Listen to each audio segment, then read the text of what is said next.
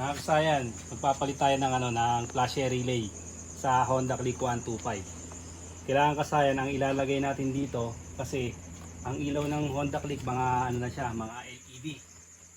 LED na 'yon Kaya ipapalit natin dito LED ito. LED flasher relay, yung siya adjustable. Ito siya. Adjustable para kayo mamimili kung ano yung gusto nyong bilis.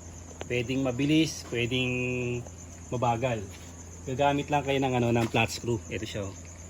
May adjust nyo na yung yung flashing. Kung ano yung gusto yung flashing, kung mabilis ba o mabagal o sakto lang. Ito siya kasaya Ang flasher relay ng ng Honda Click, ito siya. Hindi ito kasaya na. Ito, tingnan niyo sa may sa may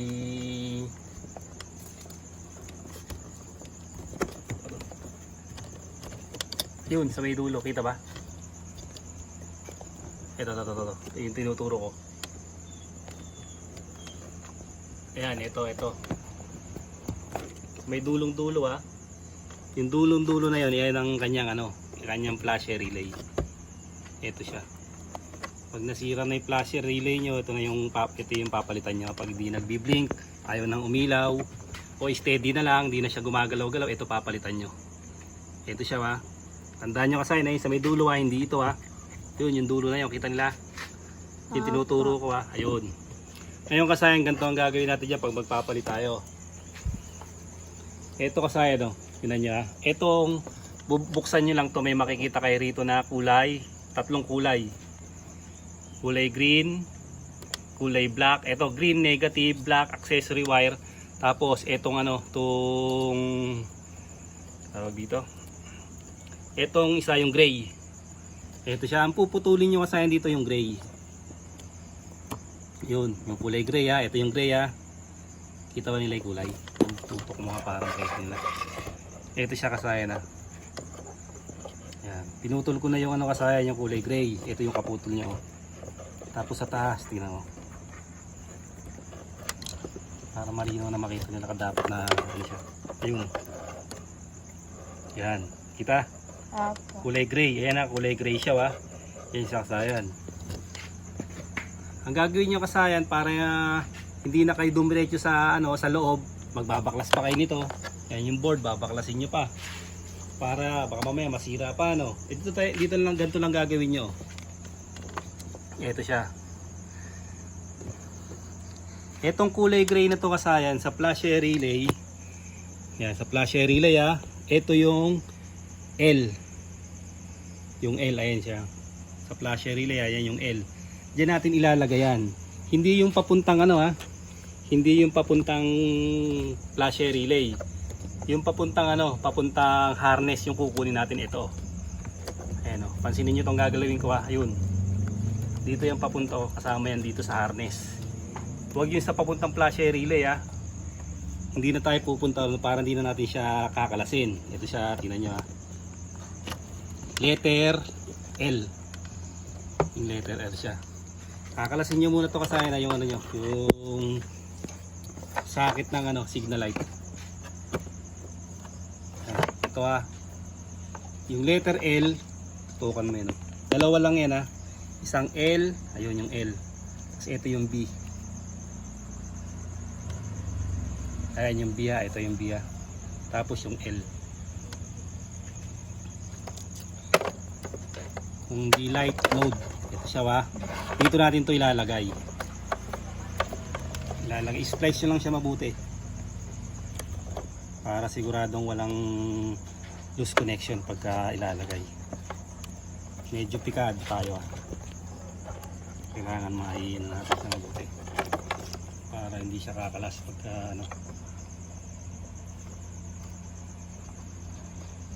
yung L ng flasher relay ito kasi LED adjustable relay yung gagamitin natin.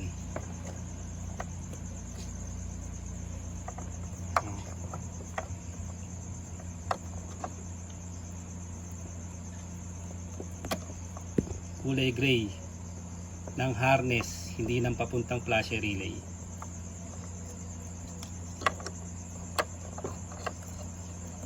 Hindi naman to katulad ng ibang motor, nakalabas na kagad yung mga flash relay, ito nasa loob. Ayan siya.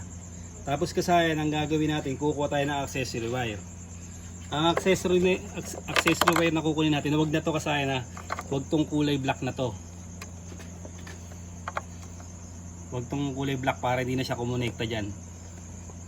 Ang kukunin natin, itong linya ng ano, yung linya na ito sa may papuntang brake light, yung kulay brown. Interchangeable to ng kulay black. Ito yung ano to, accessory wire to. Ayan.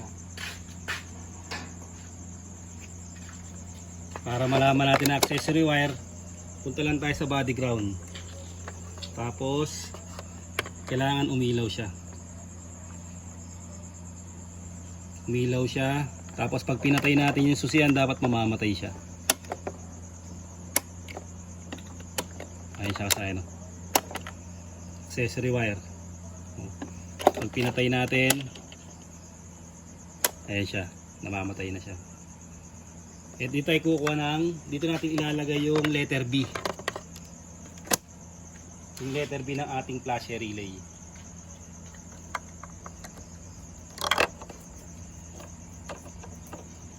Letter B ng flash relay kasaya na, dito natin ilalagay.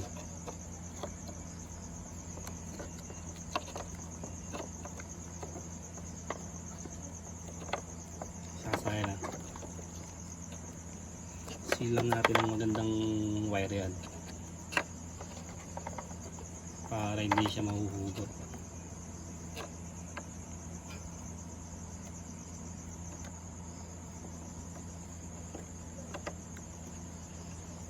Tape pa natin ng maayos. Tapos ito kailangan dito babangga. Hahanapan natin ng magandang pwesto, tapos saka natin siya i-cable tie. Tapos ilalak na natin yung kanyang may signal light.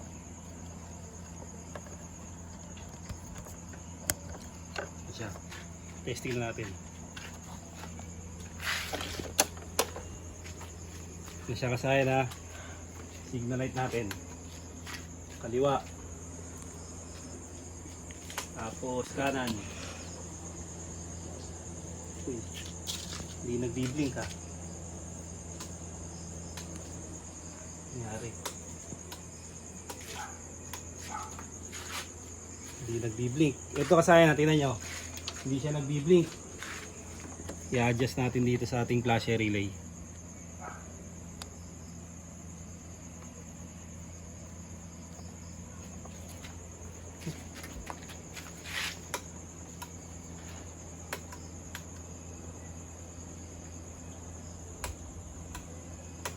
Uy, nangyari. So ano, baka nagkabaliktad. Yun ang problema. Kasi yan, nagkabaliktad siya. Yung L na ilagay natin sa accessory wire,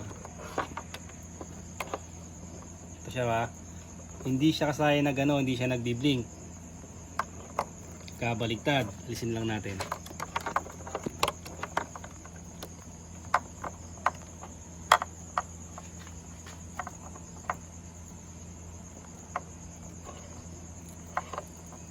Pero yung baba niya si-signal niya sa taas, hindi.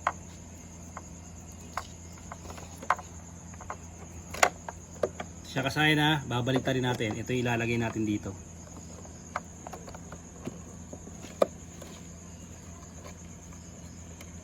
Sinabi ko sa inyo kasayan, yung B ilalagay natin sa accessory na baligtad, na ilagay sa nalagay sa kabila. Yung B sa accessory wire. Yung L sa flash relay supply. Ano siya kasayan? Testing natin. Ayan siya kasayan, no? Nagkabaligtad lang kasaya ng ng lagay. Dito lang siya nagkabaligtad sa flash relay. Nagkamali pala, dito ko na lang siya hinugot. Pwede pala yung kasayan dito. Dito pala dapat kasi ginawa lang naman. Pwede pala dapat dito lang hinugot kaysa rod. Kaya kasayan, pansinin niyo yung flashing niya mabilis. Ito na siya kasayan yung sinasabi ko sa inyo na adjustable. Ito na yung pag-adjust natin. Tingnan mo na yung blink. Sa blink. Ayan na. Oh. Yung pag-blink ng ano natin. Yung tama lang. Yan. Tapos sa kabila. Ay, sorry. Busina. Ayan, sa kabila. Okay, sa likod, ikutan mo sa likod. Okay. Okay. Balik ka rito sa harap. Tapos kasayan, i-hazard natin siya. Yan yung hazard niya, kasayan.